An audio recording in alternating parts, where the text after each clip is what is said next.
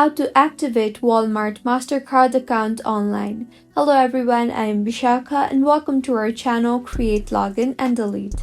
Let's get right into the tutorial. In order to activate Walmart Mastercard account online, open your preferred browser and in the search bar, search for walmartmoneycard.com/activate. In the interface that you will be led to, go ahead and enter a few details in order to use your new Walmart Money Card.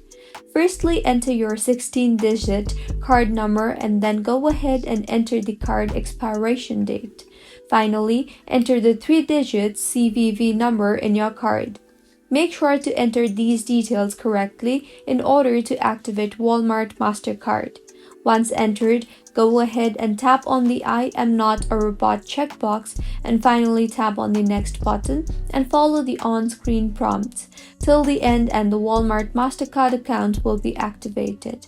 You can also call on the toll-free number at the back of your card in order to activate your Mastercard for Walmart. If you find this tutorial helpful, do subscribe to our channel. Thank you for staying with us until the end.